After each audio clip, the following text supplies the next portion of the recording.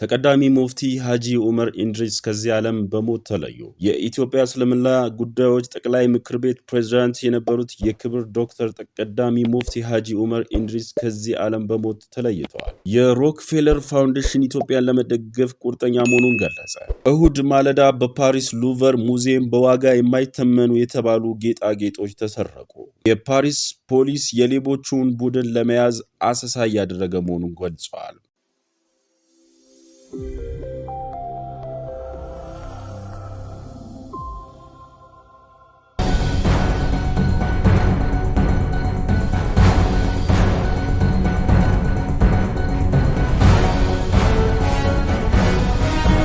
ጤና ይስጥልኝ እንደምን አላችሁ የቲቲቪ ዜና ተከታታዮች በሙሉ ከሰዓቱ ዜና ጋር እኔ ፍጹም ፍቅሩ ነኝ። አብራችሁ ቆዩ።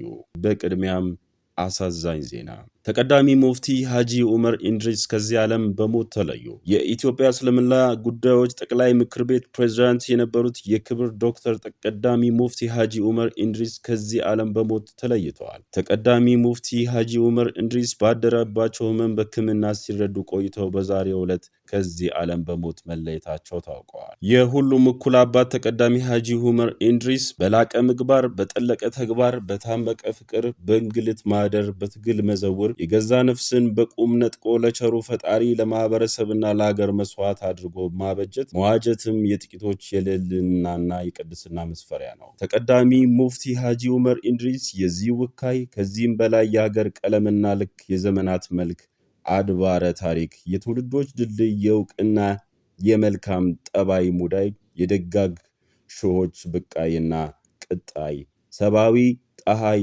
በሁለንተና ሁሉን ዜጋ አገልጋይ የሀገር ጥንታዊ ጥሪት የሚጨበት ትውፊት የሚዳሰስ ሀገረ ሰብአዊ ድባብና ቅርስ ቢጤ አልባ ሰብአዊ ሀብት ብርቅዬ የወል ሕያው ወረት አንጡራ ሊቀ ሊቃውንት የሃይማኖት የብሔርና የፖለቲካ አስተሳሰብ የማይቀራነናቸው የሀገር እናት የዜጎች መጠለያ ማዕፀን ነበሩ። እኚህ ድንቅ የዘመን ቡራኬ ስብዕና ባጋጠማቸው ሕመም ምክንያት ሕክምናቸውን ሲከታተሉ ቆይተው በ94 ዓመታቸው ጥቅምት 10 ቀን 2018 ከዚህ ዓለም በሞት ተለይተዋል። ተቀዳሚ ሙፍቲ ሐጂ ዑመር ኢድሪስ አጭር የህይወት ታሪክ። ተቀዳሚ ሙፍቲ ሐጂ ዑመር ኢድሪስ ከአባታቸው አቶ ኢድሪስ ዘለቀ እና ከእናታቸው ወይዘሮ መነን ሽፋው በ1924 ዓ.ም በወሎ ቦረና ገነቴ አካባቢ ልዩ ስሙ ዳሎታ በተባለ መንደር ተወለዱ። ለአባትና ለእናታቸው አራተኛ ልጅ ነበሩ።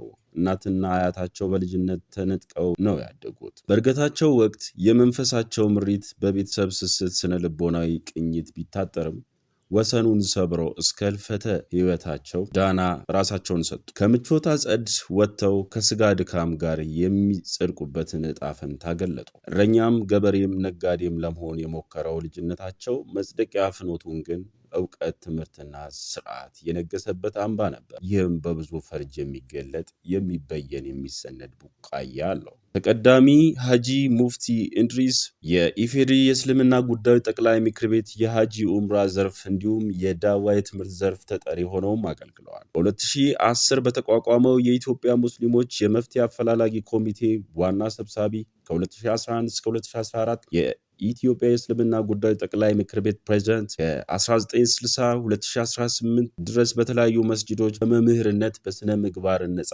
በመካሪነት አገልግለዋል። በሌላ በኩል በብሔራዊ የሰላም የእርቅ የሽምግልና የአስቸኳይ ጊዜ እርዳታ ኮሚቴዎችና ቡድኖች አባል እና አስተባባሪ በመሆን ያገለገሉ አጋጣሚም ሰፊ ነው። ሙፍቲ ሐጂ ዑመር በድርሳናት ዘመናቸው በድምሩ ከ370 በላይ ድርሳናትን በእጃቸው ገልብጠው ጽፈዋል። ከ80 በላይ የአረብኛና የሐጂም የግጥም መድብሎች አዘጋጅተዋል። እንዲሁም ለህትመት ያልበቁ የኢትዮጵያ ሐሊሞች ዝክረ ታሪክ፣ የራሳቸውን ግለ ታሪክ፣ 7 የአማርኛ ትርጉም መጻሕፍትን፣ የቅዱስ ቁርአን የአማርኛ ሰፊ ማብራሪያ ትንታኔ አዘጋጅተዋል። ከዚህም ባሻገር የቅዱስ ቁርአን ትንታኔን ጨምሮ ሌሎች የነጻ መሰነዶች ከ360 በሚበልጡ ሲዲዎች እንዲሰነዱ አስችለዋል። ሙፍቲ ሐጂ ዑመር እንደ ገለልተኛ ፀሐይ አንጸባራቂ የህይወት መሮች ነበራቸው። ሰውነት ይቀድማል፣ ፈጣሪን አናሞኘው፣ የልባችንን ይመለከታል። እንስሳ አምሳያውን በማይጎዳበት ስነ ተፈጥሮ ሰውን እንዴት ይጎዳል? የሀገር ችግር በጥሩ መሪ በጥሩ ተመራማሪ ይቀርፋል። ሰውን የሚጠቅመው ወይም የሚጎዳው ዘሩ ሳይሆን ስራው ነው። አንድነት ይበጃል፣ መተባበር ይጠቅማል። ሳይርበን አንበላም፣ ስንበላም እስክንጠግብ አንመገብም የሚሉና በቀላሉ እዝነ ህሊናን ዘልቀው ስርነ ልቦናን ጥሰው የሚቆጣጠሩ የህይወት መርሆዎች ነበራቸው። ሰርቶ በማብላት፣ ጠንክሮ በመስራት፣ አግኝቶ በማካፈል፣ ለሌሎች በመኖር ተግባራቸውን ሕያው ተምሳሌት ናቸው። ኢትዮጵያ ከአንደበታቸው ሳይዘነጉ፣ ከዱዓቸው ሳያጎድሉ፣ የእንባ ዘለላቸው ሳይከትሩ ለሀገር ታምነው በሀገር ፍቅር ተሸኝተው ኖረዋል። በአድዋ የተሰኘው አጎታቸውን አርበኛ ፋርስ ቱፋን በክብር ኩራት ከማመስገን ጀምሮ በታላቁ የህዳሴ ግድብ ዙሪያ ከግብፃውያን አቻ ሊቀ ሊቃውንት ጋር በአደባባይ እስከ መሟገት የሚወሳ ተጨባጭ በረከት አላቸው። በአስቸጋሪ ወቅቶች ለሁሉም ኢትዮጵያውያን የሚበጅ አቅጣጫና በመስጠት መንፈሳዊ ግሳጼና ለበጎ ስራና ቡራኬ በመለገስ ለሀገር ሽግግር እንዲሁም መረጋጋት ንጹህ ድርሻ አላቸው። ለሀገር ልማት ለውጥና እድገት ሁለንተናቸውን ተባባሪ የማድረጋቸው ሚስጥር የሀገር ፍቅር ነው። ከ12 በሚበልጡ የመካከለኛ ምስራቅና የምዕራቡ ዓለም አገራት በተዘዋወሩበት ወቅትም ሀገራቸውና ባህላቸውን የሚፈነጥቁ መልእክትና አለባበስ ከማቅረብ ተቆጥበው አያውቁም ነበር። እንዲሁም ትውልድ ሀገሩን እንዲወድ ሁሉም ዜጋ ለሀገሩ እንዲተባበር ከመምከር የታቀቡበት ጊዜ አልነበረም። በቀደምት ሊቀ ሊቃውንት ከፍተኛ ማዕረግና ምስክርነት ያገኙት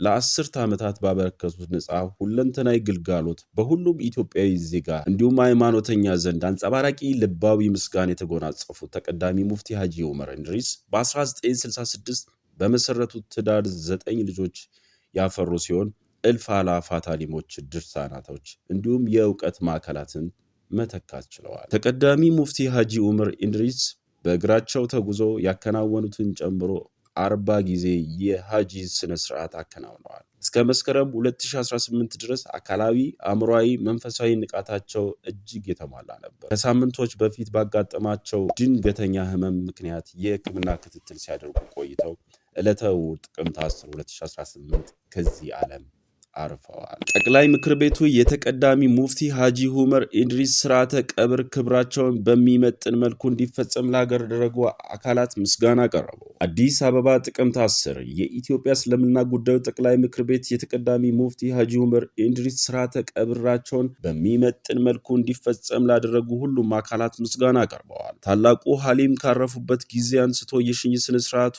እና ሌሎች ተያያዥ መርሃ ግብሮች የበርካቶች አባት የሆኑትን ዓሊም ክብር እና እስላማዊ አደብ ተጠብቆ እንዲከናወን አስተዋጽኦ ላበረከቱ አካላትን ጠቅላይ ምክር ቤቱ አመስግነዋል። በተለይም ለኢትዮጵያ ፕሬዝዳንት፣ ለኢፌዴሪ ጠቅላይ ሚኒስትር አብይ አህመድ ዶክተር፣ ለሰላም ሚኒስትር፣ ለአዲስ አበባ ከተማ አስተዳደር፣ ለአዲስ አበባ ከተማ ሰላምና ጸጥታ ቢሮ፣ ለሃይማኖት ተቋማት ጉባኤ፣ ለፌዴራል ፖሊስ፣ ለአዲስ አበባ ፖሊስ፣ ለኦሮሚያ ፖሊስ፣ ለአዲስ አበባ ለፌዴራል ትራፊክ ፖሊስ፣ ለደንብ ማስከበር፣ ለቀብር አስፈጻሚ ኮሚቴዎች፣ ለኑር መስጂድ እና ለአንዋር መስጂድ ወጣቶች፣ ለመንግስትና ለግል መገናኛ ብዙሃን፣ ለመላው የከተማው ነዋሪዎች ሁሉ የታላቁ ሐሊም ተቀዳሚ ሐጂ ዑመር እንድሪስ የቀብር ስነስርዓት በሰላም እንዲጠናቀቅ ላደረጉ ሁሉን አቀፍ ድጋፍ የኢትዮጵያ እስልምና ጉዳዮች ጠቅላይ ምክር ቤት ትልቅ ክብር እንዳለው ገልጾ ምስጋና አቅርበዋል። ታላቁ ዓሊም የሁሉም ኢትዮጵያውያን አባት እንደመሆናቸው መላው የኢትዮጵያ ሕዝብ ላሳየው ፍቅርና ክብር ጠቅላይ ምክር ቤቱ ትልቅ ክብር እንደሚሰጥ ማስታወቁ ዘግቧል። የሃይማኖት ተቋማትን ህዝበ ሙስሊሙን ተወዳጁን አባትና ሐሊም ባጣንበት ወቅት ከጎኑ በመቆም ሐዘኑን ለመካፈል ያደረጉት ሁሉ ታሪክ የማይረሳው ነው ብለዋል። የኢትዮጵያ እስልምና ጉዳዮች ጠቅላይ ምክር ቤት ታላቁ ሐሊም ተቀዳሚ ሙፍቲ ሐጂ ዑመር እንድሪስ አላህ ምንዳቸውን ጀነት ፈርዶስ ያድርገው ምሕረቱንም ይለግሳቸው ሲል ምኞቱን ገልጾ ለመላው ቤተሰቦቻቸውና ወዳጆቻቸው መጽናናትን ተመኝተዋል።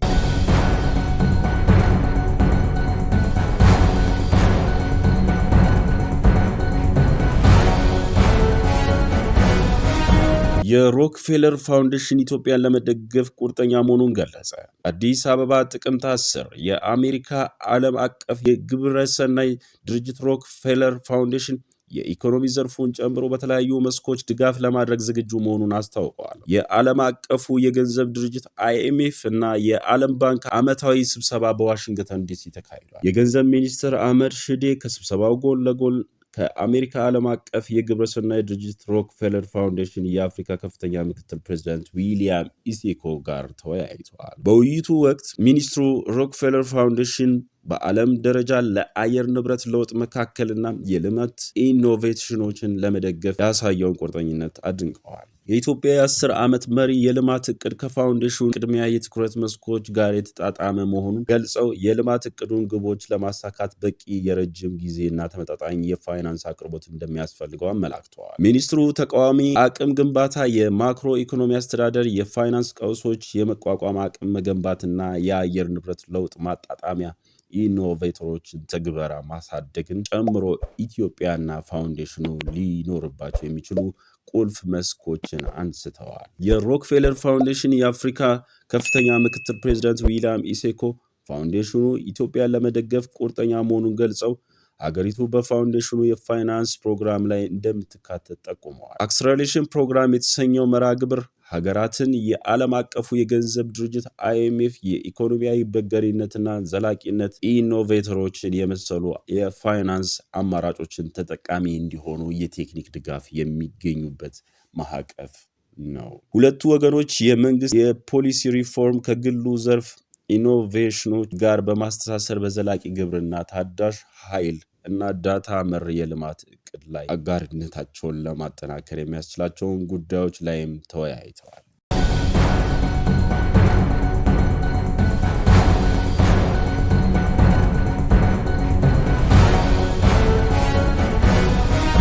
እሁድ ማለዳ በፓሪስ ሉቨር ሙዚየም በዋጋ የማይተመኑ የተባሉ ጌጣጌጦች ተሰረቁ።